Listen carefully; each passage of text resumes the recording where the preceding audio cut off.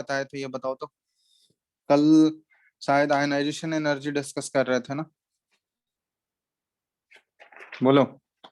Yes sir. Ionization energy में हम लोग एक्सेप्शंस देखे थे। पीरियड में एक्सेप्शन कहाँ कहाँ आता है वो हम बताए थे। पीरियड में जनरली जो एक्सेप्शन मिलेगा वो एक्सेप्शन किसकी वजह से मिलेगा तुमको? स्टेबल इलेक्ट्रॉनिक कॉन्फ़िगरेशन की वजह से। यही था, बोलो यस और नो। Yes sir. चलो ठीक है। एक्सेप्शंस इन आयनाइजेशन एनर्जी, तो पीरियड वाला हम लोग देख चुके थे। पीरियड में एक्सेप्शन जो भी मिल रहा था वो स्टेबल इलेक्ट्रॉनिक कॉन्फ़िगरेशन की वजह से था। ठीक है, अब हम लोग देखते हैं ग्रुप में एक्सेप्शन कहाँ कहाँ मिलेगा। तो इन ग्रुप एक्सेप्शंस आर, लिखते जाओ, found in case of contraction in radius due to increase in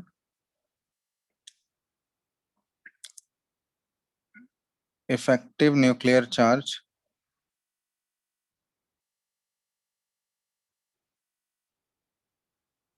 with almost same radius।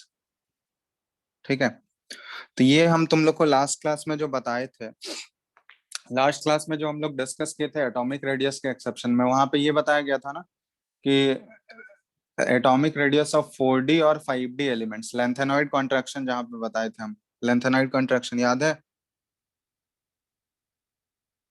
Yes और नो? Yes sir. तो लेंथेनाइड कॉन्ट्रैक्शन में बताए थे कि रेडियस ऑफ 4D और 5D एलिमेंट्स का रेडियस ऑलमोस्ट सेम होता है। ठीक है, ऑलमोस्ट उन दोनों का साइज जो है वो इक्वल होता है। लेकिन अगर इफेक्टिव न्यूक्लियर चार्ज की हम लोग बात करें तो इफेक्टिव न्यूक्लियर चार्ज किस केस में ज्यादा होगा? 4D एलिमेंट में ज्यादा होगा या 5D में ज्यादा होगा? बताओ किस में ज्यादा होगा effective nuclear charge?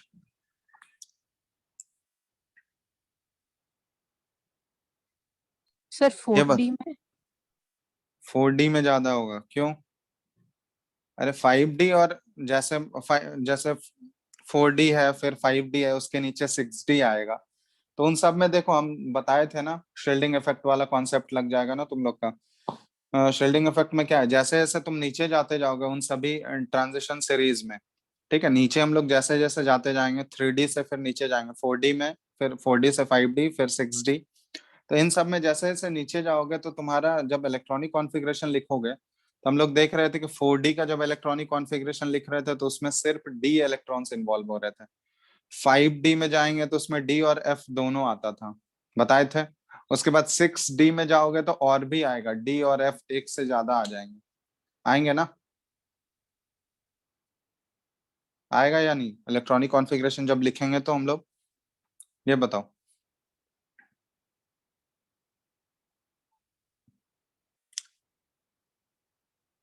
Please reply करो, आवाज नहीं आ रहा है तो बोलो। Hello,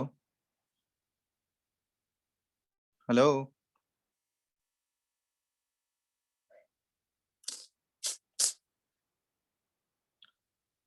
hello, hello. Yes sir.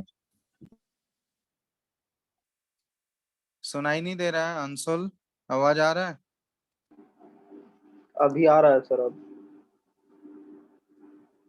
मतलब किसको किसको इशू हो रहा है? किसको किसको आवाज नहीं आ रहा है?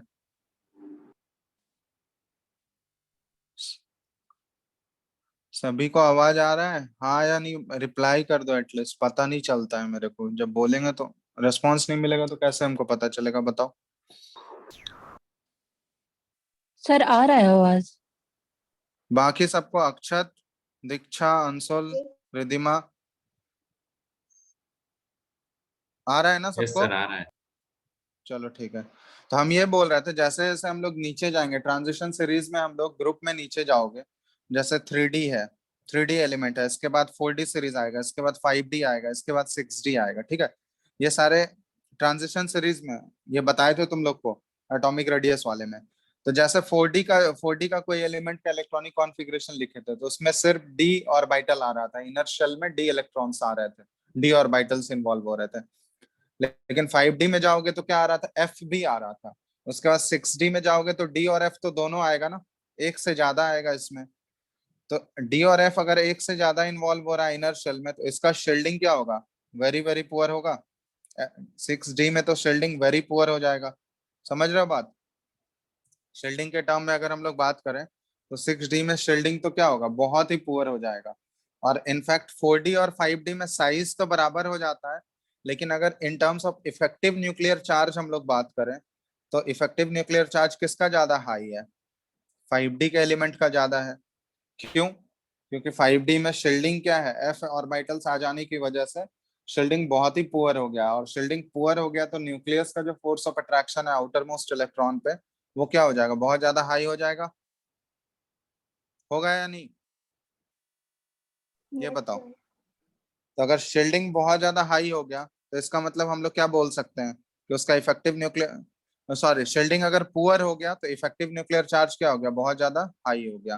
तो यहाँ पे हम लोग बोलते हैं ग्रुप में जो भी एक्सेप्शंस मिलेगा हमको, वो due to increase in effective nuclear charge मिलेगा। मतलब जिन जिन एटम्स के साइज ऑलमोस्ट बराबर भी हैं, लेकिन जिसका इफेक्टिव न्यूक्लियर चार्ज हाई होगा उसमें आयनाइजेशन एनर्जी का वैल्यू क्या हो जाएगा, वो ज्यादा होगा। तो यहाँ पे अगर हम लोग आयनाइजेशन एनर्जी कंपेयर करें तो यहाँ पे हम लोग इसमें लिख सकते हैं कि आयनाइजेशन एनर्जी जो है सबसे ज्यादा 6D एलिमेंट का, फिर आयनाइजेशन एनर्जी 5D एलिमेंट का, और फिर आयनाइजेशन एनर्जी ये 4D एलिमेंट का, ये ऑर्डर होगा। अब इसमें 4D और 5D में हम लोग इसलिए बात कर रहे हैं, 4D और 5D का साइज ऑलमोस्ट सिमिलर था, लेकिन जेड इफेक्टिव क्या है, 5D में ज्यादा होगा। जेड इफेक्टिव ज्यादा होने की वजह से उसका आयनाइजेशन एनर्जी ज्यादा होगा। और 6D में भी इनफैक्ट जेड इफेक्टिव जो है ये हाई होगा, क्योंकि जैसे ही उसका इलेक्ट्रॉनिक कॉन्फ़िगरेशन लिखोगे, तुम देखो 6D के कोई भी एलिमेंट का इलेक्ट्रॉनिक कॉन्फ़िगरेशन लिख के देखना, उसमें क्या होगा, बहुत ज्यादा इनर शेल में तुमको डी और एफ ऑर्बिटल्स इन्वॉल्व होंगे, और डी और एफ ऑर्बिटल्स इन्वॉल्व होंगे तो इसका मतलब वहां पे शील्डिंग क्या हो जाएगा, उनका वेरी वेरी पुअर होगा। और शील्डिंग पुअर है इसका मतलब इफेक्टिव न्यूक्लियर चार्ज क्या हो जाएगा, वो बहुत ज्यादा हाई हो जाएगा। समझ रहे हो बात? यस और नो? Yes sir. तो यही रीजन होता है। तो अगर हम लोग ग्रुप में जो भी एक्सेप्शन मिलेगा आयनाइजेशन एनर्जी में, वो तुमको ट्रांजिशन सीरीज वाले में मिलेगा।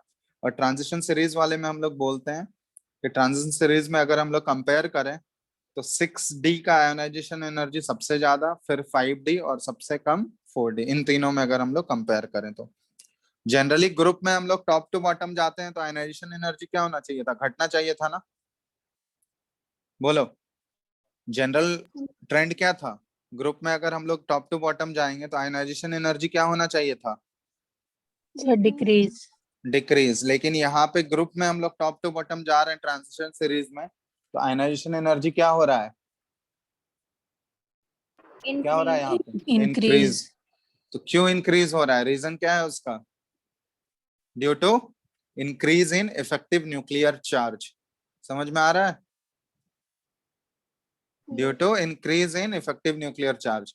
और इफेक्टिव न्यूक्लियर चार्ज क्यों बढ़ रहा है, because of poor shielding of D and F orbitals. समझ आ गया बात? यस यस और सर। नो? ठीक है, तो इसमें यह चीज ध्यान रखना, आयोनाइजेशन एनर्जी में तुमको पीरियड में एक्सेप्शन मिलेगा स्टेबल इलेक्ट्रॉनिक कॉन्फ़िगरेशन की वजह से। समझ आ रहा है? ये लास्ट क्लास में हम लोग डिस्कस किए थे। और ग्रुप में जो भी एक्सेप्शन मिलेगा वो ट्रांजिशन सीरीज में मिलेगा, और उसका रीजन क्या होता है, due to increase in effective nuclear charge because of poor shielding of D and F orbitals. Clear है रीजन दोनों केस में, ग्रुप और पीरियड दोनों में एक्सेप्शंस? हाँ बोलो। सर डी और एफ में पुअर शील्डिंग क्यों होगा? अब ये भी हम बताएं, ये तो लास्ट क्लास में डिस्कस किए थे ना, डी और एफ में पुअर शील्डिंग क्यों होता है, क्योंकि डी और एफ का इलेक्ट्रॉन डेंसिटी क्या है, बहुत ही ज्यादा कम है। डी का तो इनफैक्ट एफ का तो ऑलमोस्ट नेग्लिजिबल हो जाता है, इलेक्ट्रॉन डेंसिटी इतना ज्यादा कम है कि वो बाहर वाले इलेक्ट्रॉन को रिपेल ही नहीं कर पाएगा। समझ रहे हो, डी और एफ ऑर्बिटल्स का साइज जो होता है ना, बहुत ज्यादा बड़ा साइज होता है। ठीक है, तो साइज बड़ा होने की वजह से उनमें इलेक्ट्रॉन डेंसिटी क्या होता है, बहुत ज्यादा कम होता है। और इलेक्ट्रॉन डेंसिटी अगर कम होगा तो बाहर वाले इलेक्ट्रॉन को रिपेल रिपेल कर पाएगा क्या अच्छे से, ये बताओ। आउटर मोस्ट इलेक्ट्रॉन को रिपेल कर पाएगा या नहीं? No sir. नहीं। तो अगर रिपल्शन पुअर होगा, रिपेल अच्छे से नहीं कर पाएगा, तो न्यूक्लियस का अट्रैक्शन क्या हो जाएगा उसके ऊपर, बढ़ेगा या घटेगा? आउटर मोस्ट पे बढ़ेगा। बढ़ेगा। तो बढ़ेगा तो इफेक्टिव न्यूक्लियर चार्ज क्या हो जाएगा, इंक्रीज हो जाएगा। इसलिए हम लोग बोलते हैं शील्डिंग जितना पुअर होगा, इफेक्टिव न्यूक्लियर चार्ज उतना ज्यादा होगा। समझ रहे हो बात? और शील्डिंग जितना अच्छा हुआ, इफेक्टिव न्यूक्लियर चार्ज उतना कम होगा। तो शील्डिंग कौन कौन से ऑर्बिटल्स का अच्छा होता है? सबसे अच्छा शील्डिंग कौन करता है? एस के ऑर्बिटल्स, क्योंकि एस ऑर्बिटल में इलेक्ट्रॉन डेंसिटी सबसे हाई है। उसके बाद शील्डिंग पावर किसका ज्यादा होगा? पी के पी। ऑर्बिटल्स का। उसके बाद डी का पुअर ही हो जाता है और एफ का तो वेरी पुअर हो जाएगा। समझ आ गया? यस और नो? चलो ठीक है। तो ये हम लोग का था आयनाइजेशन एनर्जी से रिलेटेड। तो आयनाइजेशन एनर्जी का टॉपिक हम लोग का कंप्लीट हो गया। कोई दिक्कत है इसमें किसी को? बताओ। नो नोट कर सर। लिया उसको? नोट कर लिया ना, लिख लिया ये? यस। चलो, तो अब नेक्स्ट हम लोग बढ़ते हैं इलेक्ट्रॉन एफिनिटी पे। ठीक है, इलेक्ट्रॉन एफिनिटी, जिसको ई ए से डिनोट करते हैं हम लोग, इलेक्ट्रॉन एफिनिटी। तब देखो, इलेक्ट्रॉन एफिनिटी जो है ना, आयनाइजेशन एनर्जी का जस्ट उल्टा है। एफिनिटी मतलब समझते हो तुम लोग? एफिनिटी मतलब क्या हुआ? What do you mean by the term affinity? बोलो तो। हेलो। Sir attraction. हाँ, अट्रैक्शन। तो इलेक्ट्रॉन एफिनिटी की हम लोग बात कर रहे हैं, तो इलेक्ट्रॉन को अट्रैक्ट करने का टेंडेंसी, उसको हम लोग एफिनिटी बोलते हैं। तो आयोनाइजेशन एनर्जी में हम लोग क्या कर रहे थे ना, इलेक्ट्रॉन को रिमूव कराया जा रहा था, है ना। वहां पे आयोनाइजेशन एनर्जी में इलेक्ट्रॉन को आउटर मोस्ट सेल से हम लोग रिमूव कर रहे थे। इलेक्ट्रॉन एफिनिटी में क्या होगा, हम लोग आइसोलेटेड गैसियस एटम में इलेक्ट्रॉन को ऐड करेंगे यहाँ पे। ठीक है, उसके आउटर मोस्ट सेल में इलेक्ट्रॉन का एडिशन करते हैं। ठीक है, तो इसको डिफाइन किया जाता है ऐसे कि the amount of energy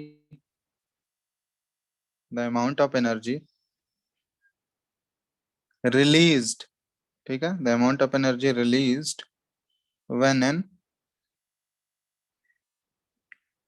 electron is added to the outermost cell of an isolated gaseous atom। Difference समझ में आ रहा है? जस्ट उसका उल्टा है या नहीं? वहां पे क्या कर रहे थे आयोनाइजेशन एनर्जी में, हम लोग एनर्जी प्रोवाइड कर रहे थे, अमाउंट ऑफ एनर्जी रिक्वायर्ड था, और वहां पे इलेक्ट्रॉन को रिमूव कराया जा रहा था आउटर मोस्ट सेल से। यहाँ पे क्या हो रहा है, हम लोग इलेक्ट्रॉन का एडिशन कर रहे हैं आउटर मोस्ट सेल में। एक आइसोलेटेड गैसियस एटम है, उसमें हम लोग इलेक्ट्रॉन ऐड कर रहे हैं, और वो इलेक्ट्रॉन एडिशन करने पे जितना अमाउंट ऑफ एनर्जी रिलीज होगा, तो उसको हम लोग बोलते हैं इलेक्ट्रॉन एफिनिटी। ठीक है, क्लियर है बात? यस। यस और नो? तो जस्ट उसका ये उल्टा हो गया। ठीक है, अब जरूरी नहीं है कि हर केस में एनर्जी जो है रिलीज ही होता है। बहुत सारे एटम में देखोगे इलेक्ट्रॉन का एडिशन मुश्किल हो जाता है, आसानी से वो इलेक्ट्रॉन एक्सेप्ट नहीं करना चाहेगा। तो वहां पे क्या होगा, एनर्जी रिलीज के जगह एनर्जी क्या करना पड़ता है, देना पड़ता है हमको। ठीक है, वो सब केस अभी देखेंगे हम लोग। तो ये हो गया इलेक्ट्रॉन एफिनिटी का डेफिनेशन। अब तुम लोग का एक टर्म बताए थे, बहुत जगह ये देखोगे तुमको इलेक्ट्रॉन गेन एंथैल्पी दिखेगा। ठीक है। एंथैल्पी कल डिस्कस किए थे, जैसे आयनाइजेशन एनर्जी में भी तुमको बहुत जगह आयनाइजेशन एंथैल्पी दिखेगा, यहाँ पे भी इलेक्ट्रॉन एफिनिटी की जगह बुक्स में देखोगे तो लिखा हुआ रहेगा तुमको इलेक्ट्रॉन गेन एंथैल्पी। तो इलेक्ट्रॉन गेन एंथैल्पी का मतलब क्या हुआ कि हम लोग इस प्रोसेस में जो भी एनर्जी चेंज हो रहा होगा ना, जो हम लोग फाइनल एनर्जी और माइनस इनिशियल जो करते हैं, तो वो जो चेंज आएगा उसको हम लोग इलेक्ट्रॉन गेन एंथैल्पी बोलते हैं। बात समझ में आया? Energy change, electron gain enthalpy का मतलब क्या हुआ कि कितना एनर्जी चेंज हो रहा होगा during the process, energy change during the process. तो इसको हम लोग बोलते हैं इलेक्ट्रॉन गेन एंथैल्पी। ठीक है।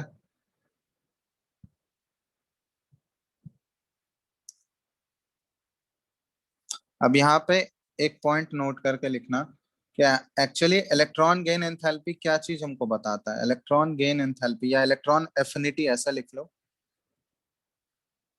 इलेक्ट्रॉन एफिनिटी का वैल्यू ये क्या है, प्रोवाइड्स ए मेजर, ठीक है, provides a measure of the ease with which an atom adds an electron to form an anion। ठीक है। तो जैसे यहाँ पे हम लोग बात कर रहे हैं, जैसे मान लो कोई एक गैसियस एटम है एक्स, ठीक है, आइसोलेटेड गैसियस एटम हम लोग लेंगे, और यहाँ पे क्या कर रहा है, इलेक्ट्रॉन एफिनिटी में क्या कर किया जा रहा है, इसमें इलेक्ट्रॉन का एडिशन कराया जा रहा है। तो एक इलेक्ट्रॉन ऐड कर दिए हम लोग, ठीक है। अब जैसे ही एक इलेक्ट्रॉन ऐड किए तो ये क्या बन जाएगा, एक्स माइनस एनायन बनेगा ना। अब यहाँ पे इलेक्ट्रॉन एफिनिटी एक्चुअली क्या बताता है हमको, तो इलेक्ट्रॉन एफिनिटी उस चीज का मेजर देता है कि कोई भी आइसोलेटेड गैसियस एटम जो है वो कितनी आसानी से इलेक्ट्रॉन एक्सेप्ट कर रहा है। अगर उसका इलेक्ट्रॉन एफिनिटी का वैल्यू हाई है तो ये क्या डिनोट करेगा कि वो आसानी से इलेक्ट्रॉन एक्सेप्ट कर ले रहा है। अगर इलेक्ट्रॉन एफिनिटी का वैल्यू लो है तो वो क्या डिनोट करेगा कि वो एटम जो है उतनी आसानी से इलेक्ट्रॉन एक्सेप्ट नहीं कर पा रहा है। बात समझ में आ गया? तो इलेक्ट्रॉन एफिनिटी एक्चुअली एक मेजर हमको प्रोवाइड कर पा रहा है या करता है कि कोई भी एटम जो है कितनी आसानी से इलेक्ट्रॉन एक्सेप्ट कर रहा है या नहीं। क्लियर है ना डेफिनेशन? यस। समझ आ रहा है डेफिनेशन क्या बोल रहा है? Yes sir. चलो ठीक है, तो ये चीज समझ आ गया। अब तुम लोग को यहाँ पे बताएं कि ये जैसे ये टर्म लिखा हुआ है एनर्जी रिलीज्ड, तो हर केस में एनर्जी रिलीज नहीं होता है, ठीक है। बहुत सारे एटम्स जो है वो जैसे इलेक्ट्रॉन देखो, मेटल का तुम लोग पढ़े होगे, जनरल टेंडेंसी होता है इलेक्ट्रॉन को लूज करने का, और नॉन मेटल का इलेक्ट्रॉन जनरल टेंडेंसी होता है इलेक्ट्रॉन को गेन करने का, ठीक है। तो बहुत केसेस में देखोगे कि मेटल जनरली लूज करना चाहता है, तो अगर मेटालिक एटम में तुम इलेक्ट्रॉन ऐड करना चाहोगे तो वो आसानी से ऐड तो होगा नहीं, क्योंकि मेटल का जनरल बिहेवियर क्या है, इलेक्ट्रॉन को लूज करने का। तो आसानी से इलेक्ट्रॉन एक्सेप्ट करना चाहेगा क्या, बोलो? No sir. नो तो सर। तो मेटालिक एलिमेंट के केस में देखोगे उनका इलेक्ट्रॉन एफिनिटी का वैल्यू जो होता है ना वो लो होता है। वैसे ही नॉन मेटालिक केसेस में अगर देखोगे तो नॉन मेटालिक का तो नेचर ही होता है इलेक्ट्रॉन को एक्सेप्ट करना, तो नॉन मेटालिक तो आसानी से इलेक्ट्रॉन एक्सेप्ट कर लेंगे। तो इसलिए इलेक्ट्रॉन एफिनिटी नॉन मेटालिक का क्या होता है, वो हाई होता है। अब यहाँ पे एक और चीज है कि सारे केसेस में जो है एनर्जी रिलीज नहीं होता है, इसलिए ये पॉइंट इंपॉर्टेंट है, ये लिख रहे हैं हम कि इलेक्ट्रॉन गेन जो होता है ना वो may be either exothermic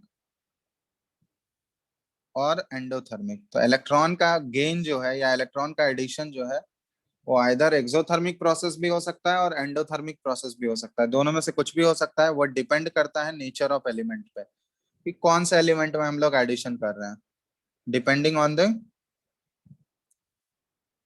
nature of element, nature of elements, ठीक है। अब अगर देखो कब हम लोग एक्सोथर्मिक बोलेंगे और कब एंडोथर्मिक बोलेंगे, तो इसके लिए ये चीज है कि व्हेन एन इलेक्ट्रॉन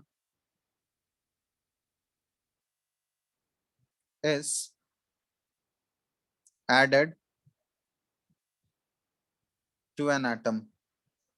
किसी एटम में अगर हम लोग इलेक्ट्रॉन ऐड कर रहे हैं and there is a release of energy. अगर मान लो किसी भी एटम में हम लोग इलेक्ट्रॉन ऐड किया और वहां से एनर्जी रिलीज हो गया, तो इस केस में जो इलेक्ट्रॉन गेन एंथैल्पी होगा, इस केस में इलेक्ट्रॉन गेन एंथैल्पी का वैल्यू क्या होगा? पॉजिटिव या नेगेटिव, ये बताना।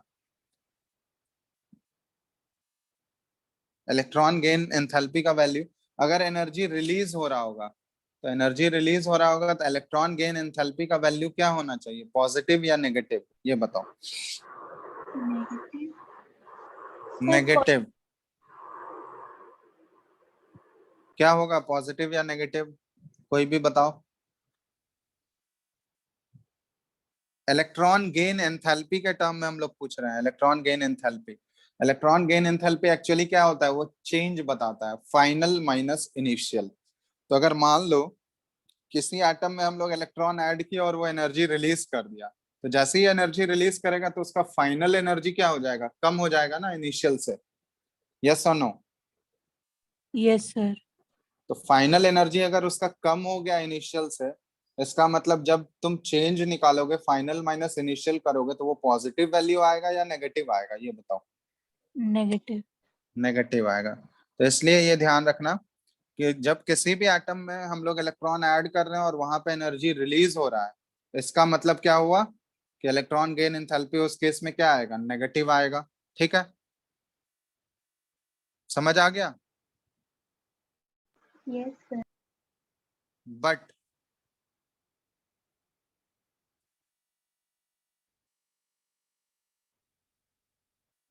ऑन द एडिशन ऑफ, या फिर ऐसे ही लिख लो,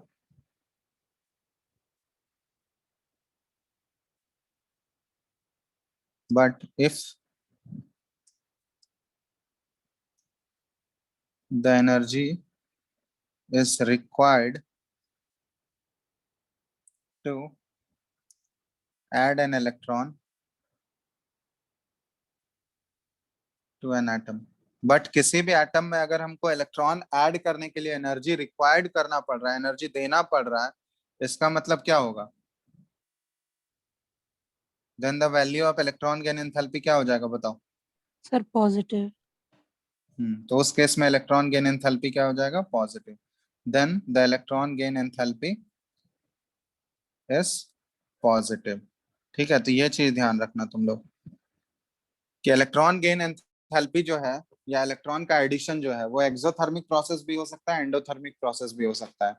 अगर हम लोग किसी भी एटम में इलेक्ट्रॉन, वो डिपेंड करेगा कि नेचर क्या है उस एलिमेंट का। ठीक है, अगर किसी भी एटम में हम लोग इलेक्ट्रॉन ऐड कर रहे हैं और इलेक्ट्रॉन ऐड करने पे वो उससे एनर्जी रिलीज हो गया, मतलब अगर वो एक्सोथर्मिक प्रोसेस हो गया, तो वहां पे बोलेंगे उस केस में इलेक्ट्रॉन गेन एंथैल्पी उसका क्या होगा? नेगेटिव होगा।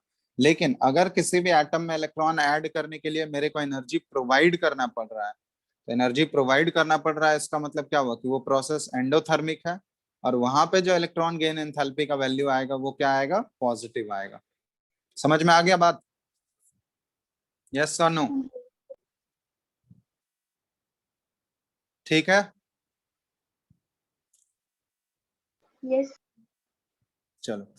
अब यहाँ पे ध्यान देना, इलेक्ट्रॉन एफिनिटी और इलेक्ट्रॉन गेन एंथैल्पी, इन दोनों का मैग्नीट्यूड में क्या फर्क है? कि इलेक्ट्रॉन एफिनिटी जो है ना, ये negative of electron gain enthalpy होगा। होगा या नहीं, ये बताओ। दोनों का मैग्नीट्यूड तो सेम है, बट साइन क्या है? साइन जो होगा वो डिफरेंट होगा।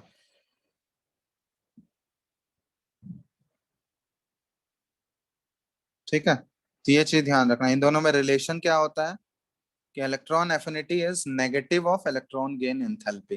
तो दोनों का मैग्नीट्यूड सेम रहेगा, साइन अंतर हो जाएगा। मतलब मान लो किसी भी केस में, जैसे हम लोग मान लेते हैं, जैसे फर्स्ट केस लेते हैं कि व्हेन,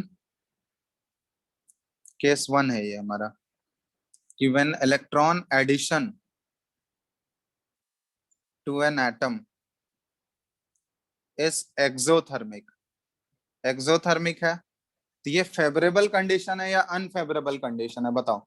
इलेक्ट्रॉन एफिनिटी के टर्म में अगर हम लोग बात करें तो फेवरेबल कंडीशन है या अनफेवरेबल है? अगर मान लो इलेक्ट्रॉन एडिशन, किसी भी एटम में इलेक्ट्रॉन ऐड कर रहे हैं और वो एक्सोथर्मिक प्रोसेस है, मतलब एनर्जी रिलीज हो रहा है, तो फेवरेबल होगा या अनफेवरेबल है, ये बताओ। सर फेवरेबल सर है। फेवरेबल। फेवरेबल कंडीशन है क्योंकि अकॉर्डिंग टू डेफिनेशन अगर हम लोग जाएं तो एनर्जी क्या होना चाहिए, इलेक्ट्रॉन एडिशन में एनर्जी रिलीज ही होना चाहिए था, लेकिन सारे एटम्स में एनर्जी रिलीज नहीं होता है, वो नेचर ऑफ एलिमेंट पे डिपेंड करता है। तो ये एक्चुअली हम लोग के लिए फेवरेबल है, ये अकॉर्डिंग एज पर डेफिनेशन ये फेवरेबल कंडीशन है। तो इस केस में देखो, इस अगर ये फेवरेबल कंडीशन है तो इसका इलेक्ट्रॉन एफिनिटी का वैल्यू क्या आना चाहिए, पॉजिटिव, क्योंकि इलेक्ट्रॉन एफिनिटी क्या डिनोट करता है कि कितनी आसानी से कोई भी इलेक्ट्रॉन, कोई भी एटम जो है इलेक्ट्रॉन को एक्सेप्ट कर रहा है, तो जितनी आसानी से वो इलेक्ट्रॉन एक्सेप्ट करेगा उसका इलेक्ट्रॉन एफिनिटी क्या होगा, उतना ज्यादा हाई होगा। ठीक है, तो इस केस में इलेक्ट्रॉन एफिनिटी का वैल्यू क्या हो जाएगा, पॉजिटिव। लेकिन यहाँ पे इलेक्ट्रॉन गेन एंथैल्पी, इसका वैल्यू क्या हो जाएगा, ये बताओ। निगेटिव। नेगेटिव। यहाँ पे इलेक्ट्रॉन गेन एंथैल्पी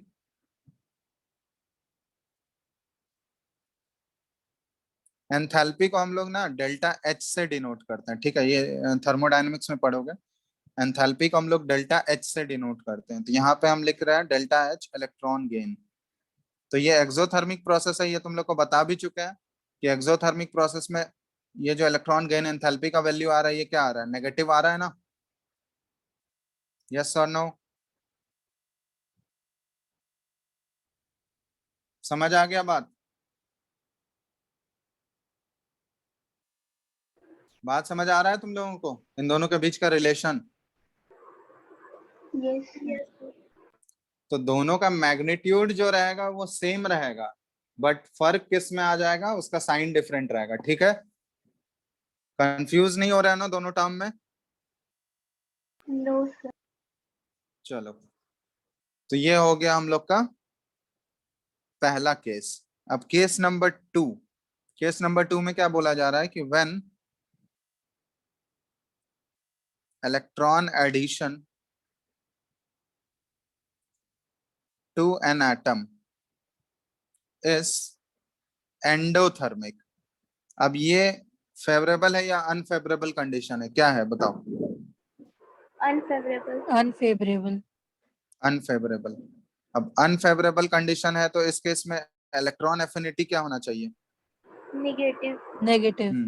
तो इलेक्ट्रॉन एफिनिटी नेगेटिव मतलब कि उस एटम में इलेक्ट्रॉन एडिशन बहुत ही मुश्किल है, समझ रहे हो ना, उस एटम में इलेक्ट्रॉन एडिशन बहुत ज्यादा मुश्किल है, अनफेवरेबल कंडीशन है।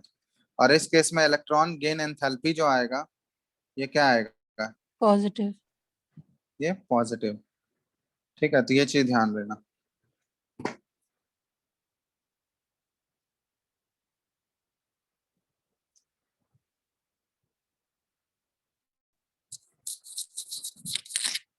बात समझ आ गया तुम लोगों को, क्लियर है या नहीं डेफिनेशन इन दोनों में, इलेक्ट्रॉन गेन एंथैल्पी और इलेक्ट्रॉन एफिनिटी, इन दोनों को कैसे रिलेट करेंगे, समझ आ गया? Yes sir. चलो, ये चीज अगर समझ आ गया इसको नोट करो जल्दी, फटाफट लिख लियो ना तुम लोग, लिख रहे हो साथ साथ, यस सर। लिख लो, जो नहीं लिखे हो जल्दी लिखो।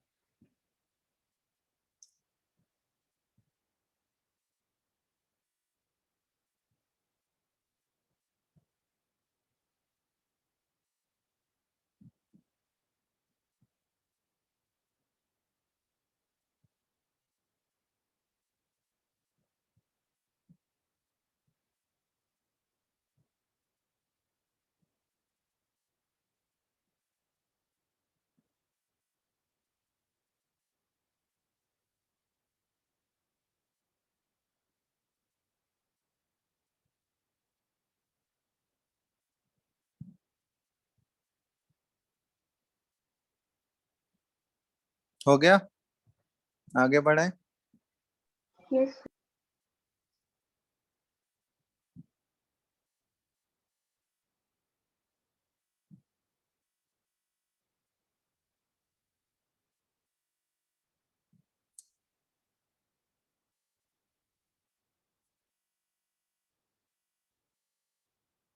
चलो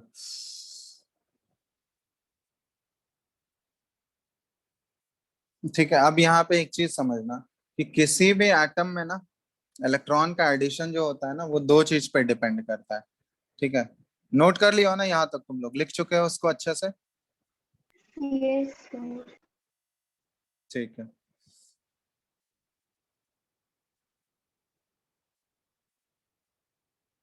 अब इस एक पॉइंट बता रहा है, एडिशन ऑफ इलेक्ट्रॉन किसी भी एटम में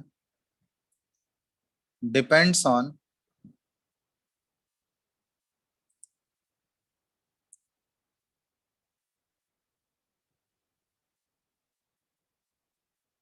टू फोर्सेस। ठीक है, किसी भी एटम में इलेक्ट्रॉन का एडिशन जो है वो टू फोर्सेस पे डिपेंड करेगा, दो फोर्स उसको इफेक्ट कर रहा होगा कि इलेक्ट्रॉन जो है किसी भी एटम में आसानी से ऐड होगा या नहीं होगा, वो इन दोनों फोर्सेस पे डिपेंड करेगा। क्योंकि आउटर मोस्ट सेल में अगर कोई इलेक्ट्रॉन आएगा तो उस इलेक्ट्रॉन पे, इनकमिंग इलेक्ट्रॉन पे दो फोर्सेस काम कर रहा होगा ना। पहला फोर्स कौन सा लगेगा? अट्रैक्शन फोर्स लगेगा, किसका? न्यूक्लियस और हाँ, इलेक्ट्रॉन का। हाँ, attractive force bit attraction force of nucleus and added electron. जो इलेक्ट्रॉन हम लोग ऐड किए हैं उसके बीच में और न्यूक्लियस के बीच में पहला तो न्यूक्लियर अट्रैक्शन फोर्स लगेगा। दूसरा फोर्स क्या लगेगा? Repulsive force. किसका रिपल्सिव फोर्स लगेगा?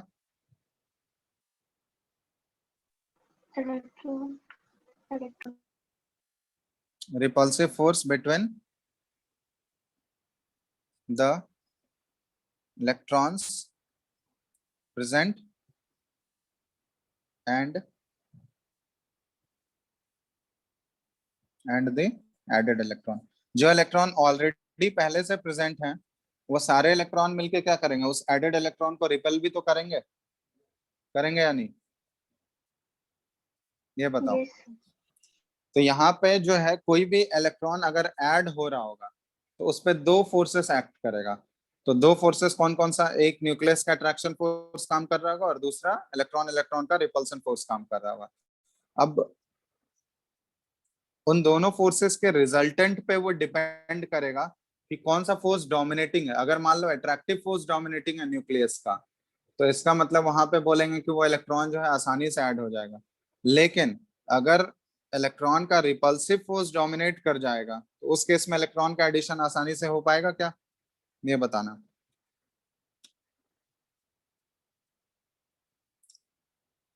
सुनाई दिया क्या बोले? हम ये बोल रहे हैं कि अगर न्यूक्लियस का अट्रैक्टिव फोर्स डोमिनेट कर रहा है उस एडेड इलेक्ट्रॉन के ऊपर, न्यूक्लियस का अगर अट्रैक्टिव फोर्स ज्यादा डोमिनेटिंग होगा तो इलेक्ट्रॉन का एडिशन इजी होगा या डिफिकल्ट होगा? ये बताओ। सर इजी होगा। इजी होगा।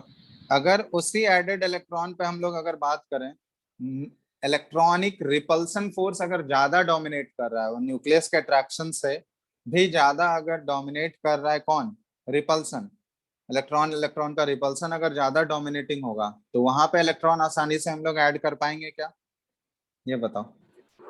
No sir. नहीं। तो इसलिए ये दो फोर्सेस के ऊपर इलेक्ट्रॉन का एडिशन डिपेंड करता है। ठीक है, जब हम लोग एक्सेप्शंस इसमें पढ़ेंगे यहाँ आगे तो उसमें ये सब चीज देखेंगे हम लोग कैसे उसको हम लोग रिलेट करते हैं। ठीक है, तो ये दोनों फोर्सेस का बहुत ही इंपॉर्टेंट रोल होता है। तो इसमें हम लोग डिसाइड करते हैं कि कौन ज्यादा डोमिनेटिंग है, उसके ऊपर ये डिपेंड करेगा कि इलेक्ट्रॉन का एडिशन मुश्किल होगा या डिफिकल्ट होगा, सॉरी आसान होगा या डिफिकल्ट होगा। अब नेक्स्ट हम लोग देख रहे हैं कौन कौन से फैक्टर्स जो है ये इलेक्ट्रॉन एफिनिटी को इफेक्ट करेंगे। तो फैक्टर्स अफेक्टिंग इलेक्ट्रॉन एफिनिटी। ठीक है, कौन कौन से फैक्टर्स जो है ये इलेक्ट्रॉन एफिनिटी को इफेक्ट करें। तो इसमें सबसे पहला जो फैक्टर है, फर्स्ट फैक्टर, ये है size of the atom. Size of the atom. अब ये बताना साइज ऑफ द एटम क्या है, डायरेक्टली प्रोपोर्शनल होगा या इनवर्सली प्रोपोर्शनल होगा इलेक्ट्रॉन एफिनिटी के? ये बताओ तुम लोग। एटॉमिक साइज जो है will be directly or inversely proportional to electron affinity.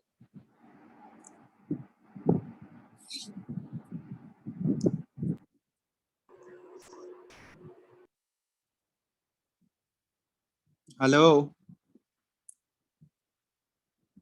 सुनाई दे रहा है? कुछ क्वेश्चन पूछे हैं तुम लोगों से? Hello, sir directly. कैसे डायरेक्टली? अरे खुद से सोच के देखो, साइज अगर बड़ा होगा तो आसानी से इलेक्ट्रॉन ऐड होगा, या साइज छोटा होगा तो आसानी से इलेक्ट्रॉन ऐड होगा? किस केस में इलेक्ट्रॉन आसानी से ऐड होगा? छोटा होगा तब। छोटा होगा तब। तो डायरेक्टली प्रोपोर्शनल होगा या इनवर्सली प्रोपोर्शनल होगा? Sir inversely. इनवर्सली प्रोपोर्शनल हो जाएगा ना, तो ये चीज ध्यान रखना कि एटॉमिक साइज जो है inversely proportional two electron affinity, क्योंकि जितना बड़ा साइज होगा तो उसमें इलेक्ट्रॉन का एडिशन क्या हो जाएगा, बहुत ही मुश्किल होगा, क्योंकि बड़ा साइज है तो न्यूक्लियस का जेड इफेक्टिव क्या होगा, उसमें कम ही होगा ना।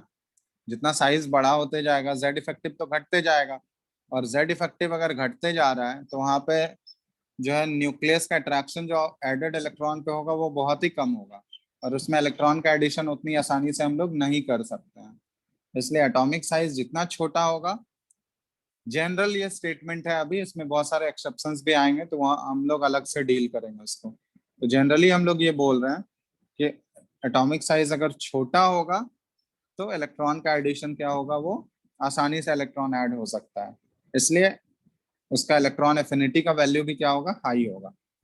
The atomic size is inversely proportional two electron affinity. ठीक है, फर्स्ट पॉइंट ये है। सेकंड पॉइंट क्या है, न्यूक्लियर चार्ज। तो ये already size of the atom से ही रिलेट कर सकते हैं हम लोग। इफेक्टिव न्यूक्लियर चार्ज लिख लो, मोर अप्रोप्रिएट है ये। इफेक्टिव न्यूक्लियर चार्ज, ये बताओ इफेक्टिव न्यूक्लियर चार्ज डायरेक्टली या इनवर्सली प्रोपोर्शनल? सर ये भी इनवर्सली होगा। ये भी इनवर्सली होगा या डायरेक्टली? जेड इफेक्टिव जितना ज्यादा होगा इलेक्ट्रॉन को उतनी आसानी से खींच सकता है ना, यस सर। समझ? तो जितनी आसानी से वो इलेक्ट्रॉन को अट्रैक्ट करेगा उसका इलेक्ट्रॉन एफिनिटी उतना ज्यादा होगा ना। तो ये डायरेक्टली है या इनवर्सली है? Sir directly. सर डायरेक्टली है। Directly proportional. तो इफेक्टिव न्यूक्लियर चार्ज ये जो है directly proportional two electron affinity. तीसरा फैक्टर होता है इलेक्ट्रॉनिक कॉन्फ़िगरेशन, जो कि हम लोग आयनाइजेशन एनर्जी वाले में भी देखे थे। तो इलेक्ट्रॉनिक कॉन्फ़िगरेशन का रोल इसलिए आता है क्योंकि ये हम तुम लोग को बता चुके हैं कि जो स्टेबल कॉन्फ़िगरेशंस हैं जैसे हाफ फील्ड और फुल्ली फील्ड है, तो वो आसानी से इलेक्ट्रॉन ना तो लूज करते थे, वहां हम लोग आयनाइजेशन एनर्जी में देखे थे कि वो ना तो आसानी से इलेक्ट्रॉन लूज कर रहा था, ना ही आसानी से वो इलेक्ट्रॉन गेन भी नहीं करेंगे। क्यों नहीं करेंगे? क्योंकि वो ऑलरेडी पहले से स्टेबल कॉन्फ़िगरेशन है। अगर वो एक इलेक्ट्रॉन गेन कर लेगा तो उसका स्टेबिलिटी क्या हो जाएगा, डिस्टर्ब होगा या नहीं, ये बताओ। अगर वो इलेक्ट्रॉन गेन कर लेगा तो स्टेबिलिटी डिस्टर्ब होगा या नहीं होगा उसका? यस सर होगा। तो इसलिए वो इलेक्ट्रॉन एक्सेप्ट कर पाएगा क्या, जो मतलब आसानी से एक्सेप्ट नहीं करेंगे। जिनका पहले से स्टेबल कॉन्फ़िगरेशन है वैसे एटम जो कि आइदर हाफ फील्ड है या फुल्ली फील्ड है, वो ना तो आसानी से इलेक्ट्रॉन लूज कर रहे थे और ना ही आसानी से इलेक्ट्रॉन गेन करेंगे। ठीक है, तो यहाँ पे ध्यान देना कि half field and fully filled configurations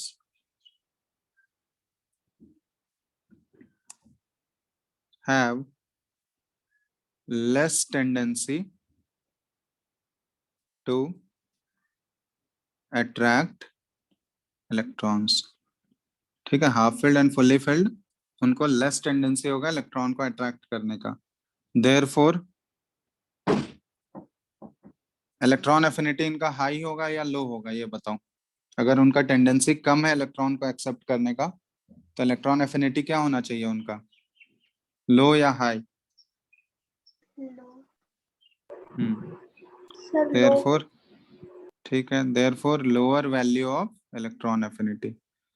ठीक है, तो जिन जिन हम लोग उसमें देखेंगे, जिन जिन एलिमेंट्स का ऑलरेडी स्टेबल कॉन्फ़िगरेशन है, उनका इलेक्ट्रॉन एफिनिटी का वैल्यू देखोगे ना, वो कम रहेगा, इलेक्ट्रॉन एफिनिटी वो कम होगा। ठीक है, तो ये सारे फैक्टर्स होते हैं जो कि इलेक्ट्रॉन एफिनिटी को इफेक्ट करते हैं। इसको फटाफट नोट करो, उसके बाद हम लोग आगे बढ़ते हैं।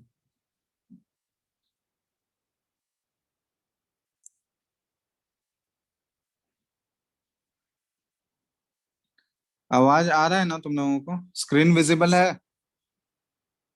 स्क्रीन दिख रहा है? Yes sir. ठीक है, जल्दी लिखो इसको, फिर आगे हम लोग इसके जनरल ट्रेंड पे मूव करेंगे।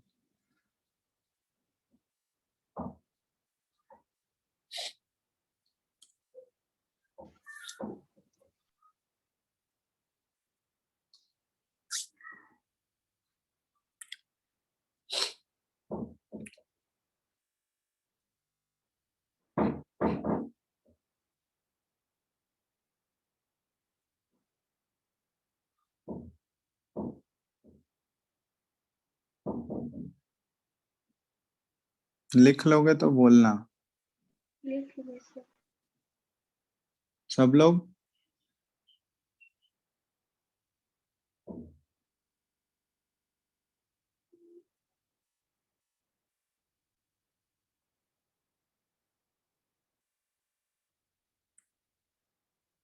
लिख लिया सर। चलो ठीक है,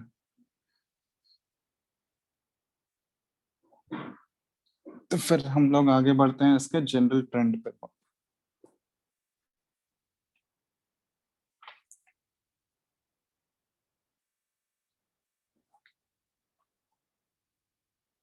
ठीक है, तो हेडिंग डालो जनरल ट्रेंड। ठीक है, ऐसा लिख लो, general trend of electron affinity in periodic table. तो ये जनरल ट्रेंड में हम लोग बात कर रहे हैं। तो जनरल ट्रेंड हम लोग दो तरीके से चेक करते हैं, पहला पीरियड में चेक करते हैं, दूसरा ग्रुप में चेक करते हैं। तो ये बताना, on moving from left to right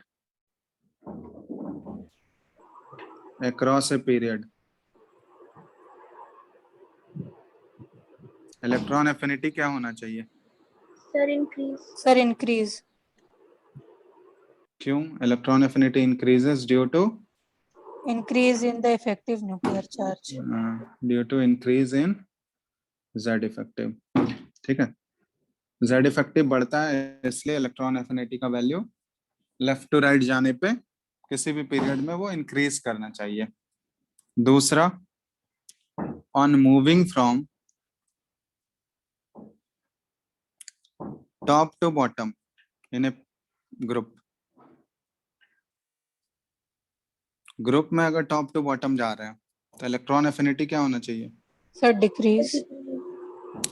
decreases due to increase in atomic size, यही ना? Atomic size.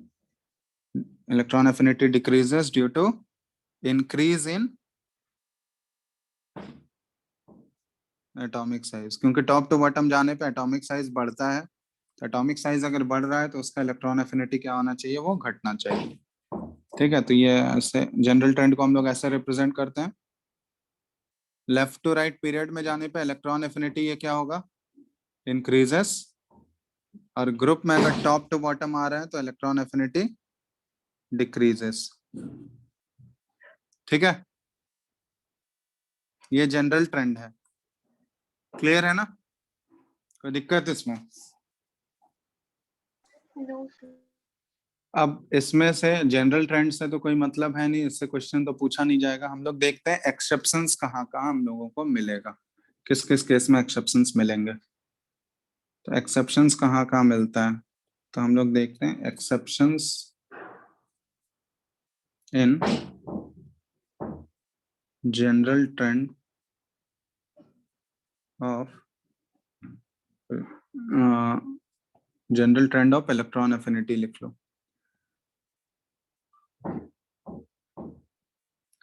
तो सबसे पहले हम लोग देखते हैं एक्सेप्शंस इन ग्रुप। ग्रुप में कहाँ कहाँ एक्सेप्शन मिलेगा हमको, एक्सेप्शंस इन ग्रुप।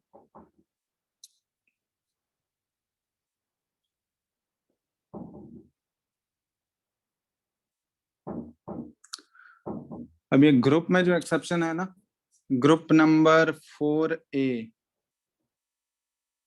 हो गया, group number 5A, group number 6A और ग्रुप नंबर 7A। ये सब ग्रुप बता सकते हो कौन कौन सा ग्रुप है according to modern periodic table? 4A 5A 6A 7A ये मेंडलीव का ऑर्डर है। तो अब मॉडर्न पीरियोडिक टेबल में ये सारे ग्रुप्स कौन कौन से हैं बताओ?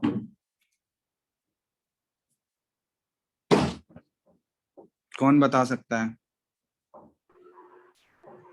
ये सारे ग्रुप्स कौन कौन से होंगे मॉडर्न पीरियोडिक टेबल के बेसिस पे? Sir group 14, 15, 16, 17।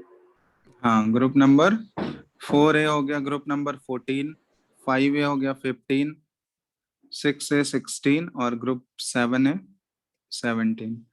तो इन सभी ग्रुप में क्या एक्सेप्शन देखा गया है कि इलेक्ट्रॉन एफिनिटी जो है, electron affinity of second element is greater then electron affinity of first element. समझ रहे हो बात? कि जनरली अगर ग्रुप में हम लोग टॉप टू बॉटम जाएं तो इलेक्ट्रॉन एफिनिटी इंक्रीज होना चाहिए था या डिक्रीज होना चाहिए था, ये बताओ। जनरल ट्रेंड क्या था टॉप टू बॉटम जाने पे? डिक्रीज। डिक्रीज। लेकिन यहाँ पे क्या पाया गया कि इन सभी ग्रुप्स में इनका जो सेकंड एलिमेंट होगा, उस सेकंड एलिमेंट का इलेक्ट्रॉन एफिनिटी जो होगा वो फर्स्ट वाले एलिमेंट से ज्यादा होगा। समझ आ रहा है बात? ये एक्सेप्शन है। जैसे हम लोग एग्जांपल लेते हैं, सब में एक्सप्लेनेशन तो सेम होगा। जैसे मान लेते हैं हम लोग ग्रुप नंबर 17 का अगर एग्जांपल लें, ग्रुप नंबर 17 का पहला एलिमेंट है फ्लोरीन और दूसरा एलिमेंट क्या है? क्लोरीन, है ना? तो फ्लोरीन और क्लोरीन में अगर हम लोग जनरल ट्रेंड के हिसाब से देखें इलेक्ट्रॉन एफिनिटी, तो किसका ज्यादा होना चाहिए था? फ्लोरीन। क्लोरीन। फ्लोरीन का ज्यादा होना चाहिए था। लेकिन यहाँ पे क्या होता है ना, इलेक्ट्रॉन एफिनिटी जो है, ये एक्सेप्शन है कि इलेक्ट्रॉन एफिनिटी जो है क्लोरीन का, इस केस में इलेक्ट्रॉन एफिनिटी अगर पूछा जाए of chlorine is greater then electron affinity of fluorine. ठीक है, तो ये एक्सेप्शन है यहाँ पे। क्लोरीन का इलेक्ट्रॉन एफिनिटी जो है ये फ्लोरीन से ज्यादा है। इसको कोई एक्सप्लेन कर सकता है क्या, ऐसा क्यों हो रहा है?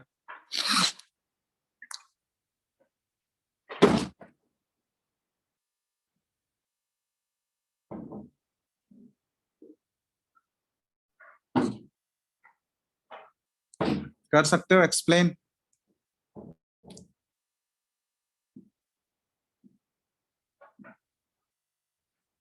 ये बताओ।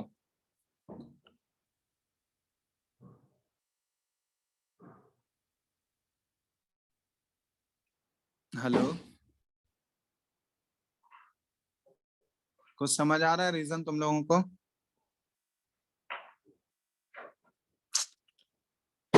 हेलो, चलो यहाँ देखो, आवाज आ रहा है ना?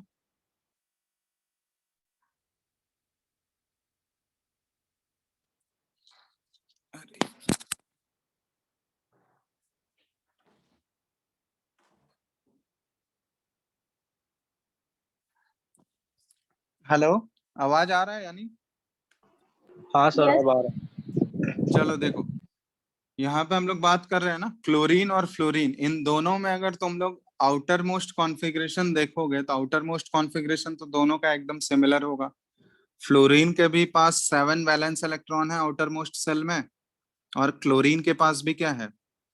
7 वैलेंस इलेक्ट्रॉन है या नहीं? दोनों का इलेक्ट्रॉनिक कॉन्फ़िगरेशन ऑलमोस्ट सिमिलर होगा या नहीं होगा? दोनों में Yes, सात sir. सात वैलेंस इलेक्ट्रॉन है। अब दोनों में क्या करना है हमको? इलेक्ट्रॉन का एडिशन कराना है, एक एक इलेक्ट्रॉन दोनों में हमको ऐड करना है। तो अगर एक एक इलेक्ट्रॉन दोनों में ऐड करना है, तो अगर हम लोग साइज यहाँ पे देखें, एटॉमिक साइज किसका ज्यादा है, फ्लोरीन का या क्लोरीन का? क्लोरीन को। Chlorine. क्लोरीन का। तो यहाँ पे हम लोग बोल सकते हैं कि size of fluorine atom is much less than that of chlorine atom. Chlorine atom का साइज जो है उसके कंपैरिजन में अगर फ्लोरीन एटम को हम लोग कंपेयर करें, तो फ्लोरीन का साइज जो है क्लोरीन से बहुत ही छोटा है। तो साइज छोटे होने की वजह से क्या होता है ना, कि जो 7 वैलेंस इलेक्ट्रॉन का जो इलेक्ट्रॉन डेंसिटी होगा ना, वो बहुत ज्यादा हाई हो जाएगा। किसमें? फ्लोरीन एटम में। और 7 वैलेंस इलेक्ट्रॉन का अगर डेंसिटी बहुत ज्यादा हाई हो गया, तो वो क्या करेगा, जो इनकमिंग इलेक्ट्रॉन, जो एडेड इलेक्ट्रॉन होगा, या फिर जो इलेक्ट्रॉन हम लोग ऐड करना चाह रहे हैं, उसको वो आसानी से इलेक्ट्रॉन ऐड होने देगा क्या? ये No, sir. बताओ। अगर इलेक्ट्रॉन डेंसिटी बहुत ज्यादा हाई होगा, तो उस केस में कौन सा फोर्स डोमिनेटिंग हो जाएगा? न्यूक्लियस का अट्रैक्टिव फोर्स या इलेक्ट्रॉन का repulsive force? Sir repulsive Ni- force. तो इस केस में क्या होता है ना, फ्लोरीन का साइज बहुत छोटा होने की वजह से जो आउटर मोस्ट सेल में जो 7 इलेक्ट्रॉन्स प्रेजेंट है ना, उनका डेंसिटी बहुत ज्यादा हाई होता है। और डेंसिटी हाई होने की वजह से जो इनकमिंग इलेक्ट्रॉन है उसके ऊपर बहुत ही ज्यादा रिपल्सिव फोर्स लगने लगता है, जिसकी वजह से उनका एडिशन जो होता है ना, वो डिफिकल्ट हो जाता है। वही same at the same time chlorine में अगर हम लोग देखें, तो क्लोरीन का साइज जो है एज कंपेयर टू फ्लोरीन वो थोड़ा सा बड़ा है। तो साइज बड़ा होने की वजह से उसके भी आउटर मोस्ट शेल में 7 ही इलेक्ट्रॉन्स हैं, लेकिन अब उस 7 इलेक्ट्रॉन्स का जो डेंसिटी है वो क्या हो गया, साइज बढ़ गया, तो डेंसिटी थोड़ा सा कम हो गया। डेंसिटी कम हो जाने की वजह से अब जो नया इलेक्ट्रॉन हम लोग ऐड करने चाह रहे हैं, उस पे उतना ज्यादा रिपल्सिव फोर्स एक्ट नहीं कर रहा है जितना फ्लोरीन में लग रहा था। इसलिए क्लोरीन में इलेक्ट्रॉन का एडिशन जो है रिलेटिवली वो फ्लोरीन के कंपैरिजन में आसान हो जाता है। और जितनी आसानी से इलेक्ट्रॉन ऐड होगा, इलेक्ट्रॉन एफिनिटी का वैल्यू उतना ही ज्यादा होगा। तो किस केस में इलेक्ट्रॉन एडिशन आसान हो जाता है? क्लोरीन के केस में, क्योंकि क्लोरीन में जो है साइज बढ़ने की वजह से इलेक्ट्रॉन डेंसिटी घटता है, और इलेक्ट्रॉन डेंसिटी घटने की वजह से क्या होता है कि रिपल्सिव फोर्स जो लग रहा था एडेड इलेक्ट्रॉन पे, वो थोड़ा सा कम होता है। और कम होने की वजह से इलेक्ट्रॉन का एडिशन जो होता है वो इजिली हो सकता है। Therefore electron affinity of chlorine is greater than that of fluorine. Reason clear है? यस और नो? बोलो। Yes sir. ठीक है, तो हम लोग बोल सकते हैं कि size of fluorine atom is much less than that of chlorine atom, which leads to high electron density। ठीक है, which leads to high electron density।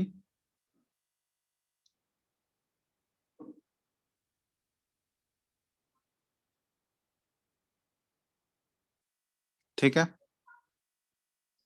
High electron density होने की वजह से क्या होगा?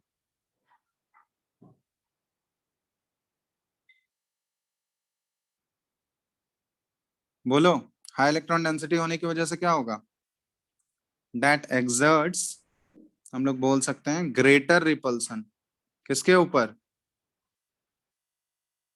Incoming electrons. हाँ, ऑन द इनकमिंग इलेक्ट्रॉन। और इनकमिंग इलेक्ट्रॉन पे वो क्या करेगा, ज्यादा रिपल्सन एक्सर्ट करेगा, और जितना ज्यादा रिपल्सन एक्सर्ट करेगा, इलेक्ट्रॉन का एडिशन क्या होगा?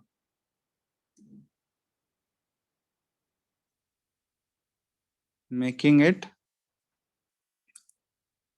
डिफिकल्ट।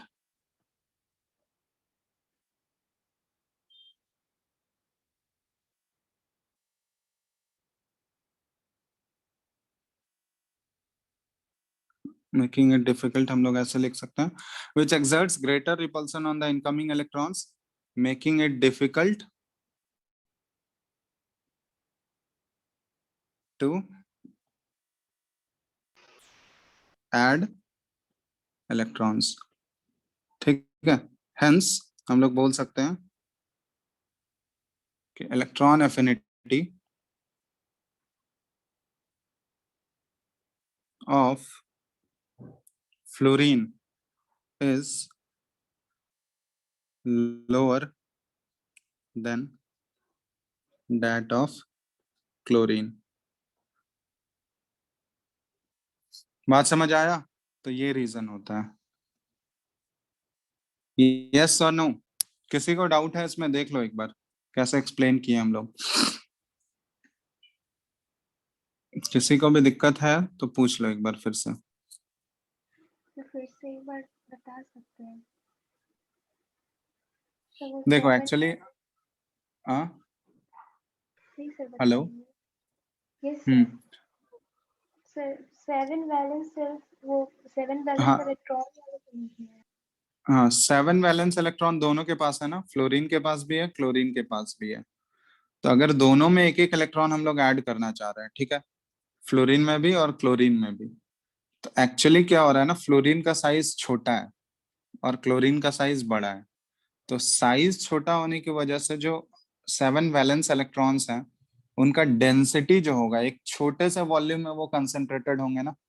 7 जो वैलेंस इलेक्ट्रॉन है अगर साइज ही छोटा है तो एक छोटे से वॉल्यूम में कंसंट्रेटेड होगा या नहीं? यस ये सर। बताओ।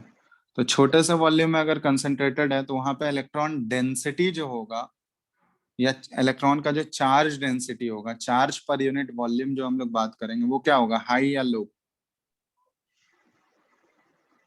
सर फिर से बोल सकते हैं? सर फिर क्या से क्वेश्चन रिपीट कर सकते हैं? आवाज नहीं आ रहा है? नो सर, मुझे नहीं आ रहा था, अभी आ रहा है। क्या बोल रहे हैं हम? इलेक्ट्रॉन का डेंसिटी की बात कर रहे हैं। अगर साइज ज्यादा होगा, वॉल्यूम ज्यादा होगा, तो इलेक्ट्रॉन का डेंसिटी क्या होते जाएगा, कम होते जाएगा ना। और यस सर। साइज अगर छोटा है तो इलेक्ट्रॉन का डेंसिटी क्या होगा, हाई होगा। होगा या नहीं? Yes sir. तो फ्लोरीन के केस में साइज छोटा है, तो साइज छोटा होने की वजह से वहां पे इलेक्ट्रॉन डेंसिटी क्या है, वो हाई है। और इलेक्ट्रॉन डेंसिटी हाई है, इसका मतलब क्या हुआ कि वो जो नया इलेक्ट्रॉन हम लोग ऐड कर रहे हैं उस पर वो ज्यादा रिपल्सिव फोर्स लगाएगा। और जितना ज्यादा वो उसको रिपेल करेगा, उस इलेक्ट्रॉन का ऐड करना उतना ही डिफिकल्ट होता जाएगा। ठीक है। तो फ्लोरीन के केस में रिपल्सन ज्यादा लग रहा है, इसलिए उसका एडिशन जो है इलेक्ट्रॉन का वो डिफिकल्ट हो जाएगा। और इलेक्ट्रॉन का एडिशन अगर डिफिकल्ट हो गया तो उसका इलेक्ट्रॉन एफिनिटी का वैल्यू भी क्या हो जाएगा, वो कम हो जाएगा। समझ आ गया बात? Yes sir. लेकिन क्लोरीन में ऐसा सीन नहीं होता है, क्योंकि क्लोरीन का साइज बड़ा हो गया। साइज बड़ा हो जाने की वजह से वहां पे इलेक्ट्रॉन डेंसिटी अब घट गया, और इलेक्ट्रॉन डेंसिटी घटने की वजह से रिपल्सिव फोर्स का जो मैग्नीट्यूड था ऑन द इनकमिंग इलेक्ट्रॉन वो भी कम हो गया। और इसलिए क्लोरीन में हम लोग बोल सकते हैं कि रिलेटिवली फ्लोरीन के कंपैरिजन में हम लोग आसानी से इलेक्ट्रॉन ऐड कर सकते हैं। इसलिए इलेक्ट्रॉन एफिनिटी जो है ये क्लोरीन का वो ज्यादा है एज कंपेयर टू फ्लोरीन। समझ आ गया बात? Yes sir. आप चलो, तो इस तरह से जैसे ये एग्जांपल हम लोग ये 17th ग्रुप के लिए हम लोग बात कर रहे हैं ना, उसी तरह 16th ग्रुप में भी सेम अप्लाई कर सकते हो, रीजन सेम होगा। 15th में भी सेम अप्लाई कर सकते हो और 14th में भी सेम अप्लाई कर सकते हो। समझ रहे हो? इन सभी ग्रुप्स में जो सेकंड एलिमेंट होगा उनका जो इलेक्ट्रॉन एफिनिटी का वैल्यू होगा वो फर्स्ट वाले एलिमेंट से हाई होगा। ठीक है। और उसका रीजन सेम रीजन जो हम लोग फ्लोरीन के लिए बताए, फ्लोरीन और क्लोरीन के लिए सेम रीजन उन पे भी अप्लाई होगा। क्लियर है सबको? Yes sir.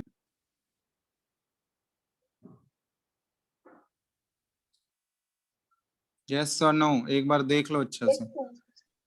जितना बताएं, अगर किसी को भी डाउट है इसमें तो पूछ लो। सर 13th ग्रुप के लिए ये क्यों वैलिड नहीं है?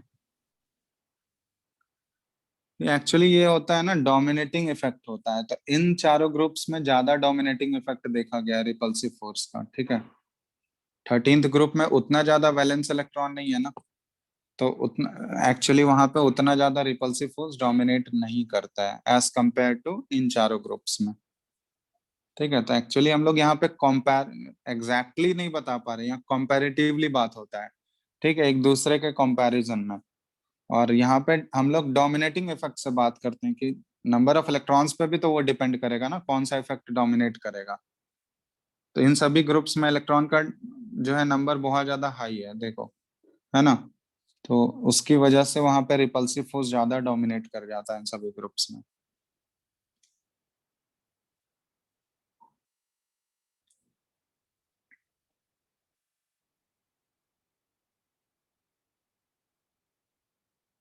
ठीक है, और कुछ पूछना है इसमें? Hello, no sir. किसी को भी डाउट है इसमें देख लो। अब तुम लोग बुकलेट से क्वेश्चंस आसानी से अटेम्प्ट कर सकते हो, इलेक्ट्रॉन एफिनिटी तक, इलेक्ट्रॉन एफिनिटी तक क्वेश्चंस तुम लोग अटेम्प्ट कर सकते हो। अब तो देखो, उसमें अगर तुम लोग बुकलेट देखे हो, सब लोग देखे हो यस या नहीं? सर। तो बुकलेट में देखोगे अलग अलग वो करके दिया हुआ है एक्सरसाइज, एटॉमिक साइज का अलग से है ना, आयनाइजेशन एनर्जी का अलग से बना हुआ है सेक्शन, इलेक्ट्रॉन एफिनिटी का अलग से बना हुआ है, देखे हो एक्सरसाइज? Yes sir. तो ये तीनों अब तुम लोग आराम से, और शुरुआत का जो बेसिक वाला पार्ट है वो भी कर सकते हो, जो इंट्रोडक्शन वाला पार्ट था ना, तो ये 4 सेक्शंस तुम लोग आसानी से अब अटेम्प्ट कर सकते हो बुकलेट से।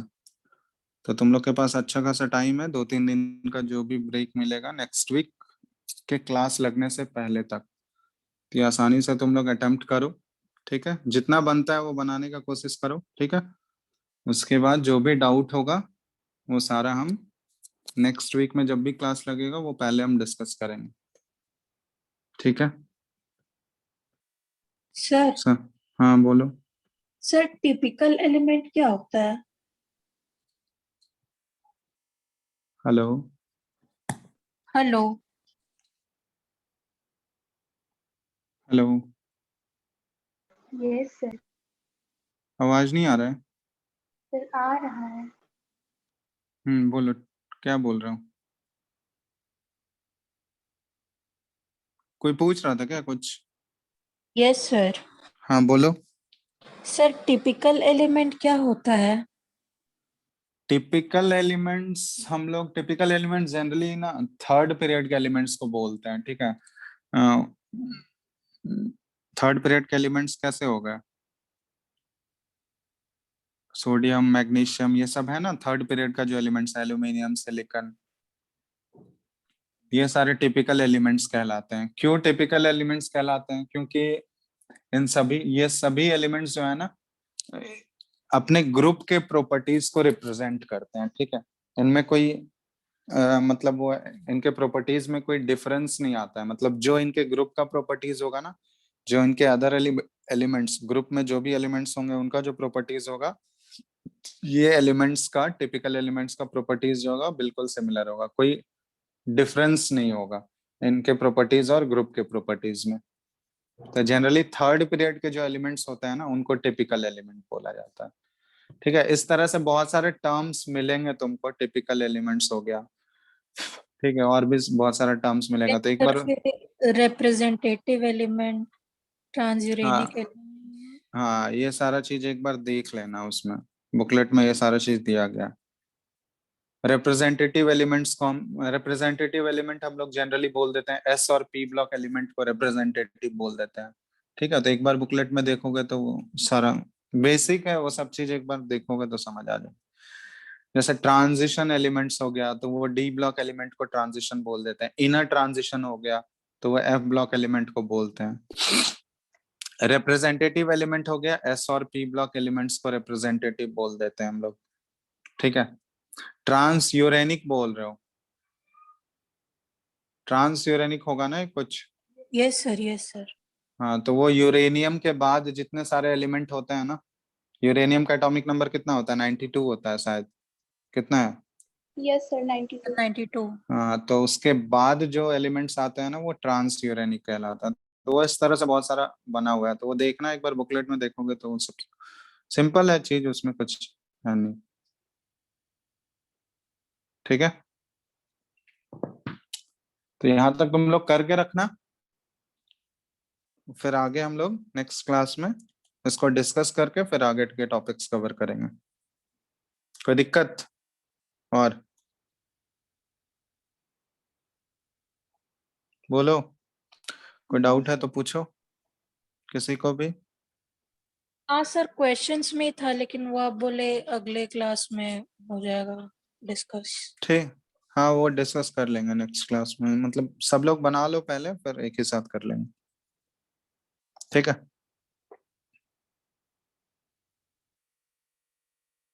और कुछ आज के टॉपिक से रिलेटेड पूछना है किसी को?